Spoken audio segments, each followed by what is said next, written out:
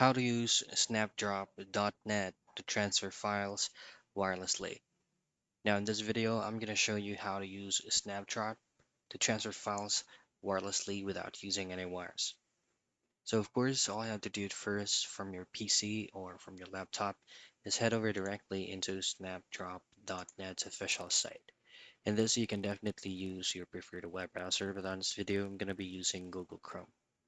So you will automatically be landed here. All I have to do is to upload a file first before transferring it. Click this button here that says upload files, and then your file manager will automatically pop out. So all I have to do next is to locate the specific file that you would like to be transferred. So I'm gonna try to upload random files right here, hit on open, and then wait for it to finish uploading. Now it's gonna take some time depending of the size of the file you're trying to transfer or you're currently uploading. Now once it is done, this is gonna be your dashboard. All I have to do is to hit on this option here that says share, and then Snapdrop will provide you this specific QR code.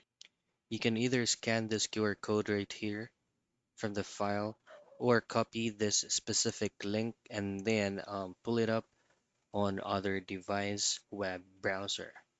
And that is how you use snapdrop.net to transfer files wirelessly.